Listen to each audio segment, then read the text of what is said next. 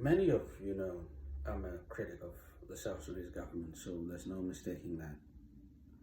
But I criticize the government in Juba because of what it is doing. So I don't criticize for the sake of criticizing. So when I know they are not on the wrong, I stand by that. So what is happening now between Washington, D.C. and South Sudan is not the fault of South Sudan. Yes, South Sudan may have made some mistakes, but we all know that Washington, D.C. now, Trump's administration is swimming in mistakes. It's not an administration that follows rules and ethics. It's just a bully. It has reverted back to American traditional bullying, using power as opposed to rules of law in the international arena. Now, if the South Sudanese embassy in Washington, D.C. made a mistake in terms of admitting someone who had a South Sudanese passport, and then in Juba, these are people who deal with cases in their own country, and they know there are many fraudulent passports that are held by people within South Sudan. These people can be sort of circumspect because they have to make sure that someone who is getting into the society in South Sudan is doubly checked. These may not happen in Washington, D.C. because all they do is check the papers. So the fact that South Sudan has now reversed the decision to allow the Congolese to stay in South Sudan does not negate the fact that South Sudan did the right thing. So if someone comes to your country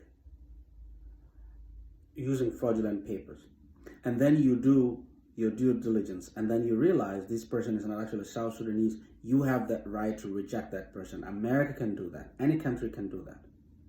So what is happening now is just diplomatic bullying. And Washington, D.C. is just using South Sudan, a weak country, to send a message to other countries. So South Sudan is being used as an example. Why would you use an example of someone the country is saying is not our citizen to punish the whole country? That doesn't make any sense.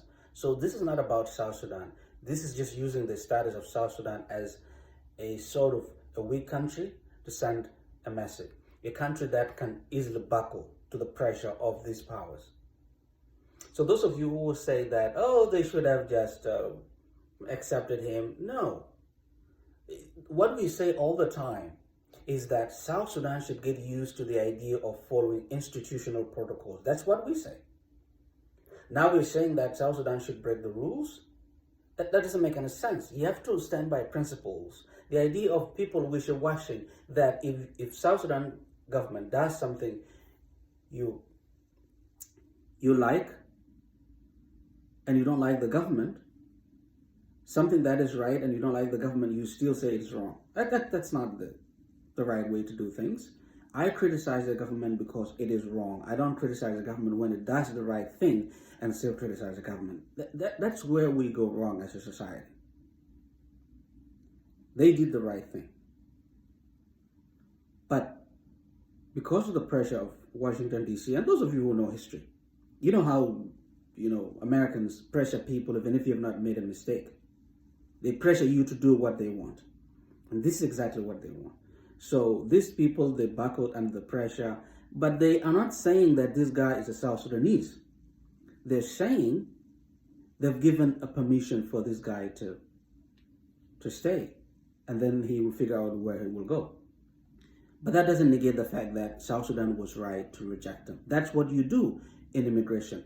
How many people can be in the U.S. now, and then they have a fraudulent American passport, and then America would allow them? They wouldn't do that. So this is just diplomatic bullying. America has gone back to the past.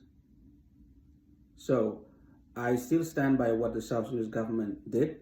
The adult, the grown up in this situation is not America, it is South Sudan. The fact that they've accepted this, even if it can be rationalized as buckling under the pressure, yes, but it's being an adult.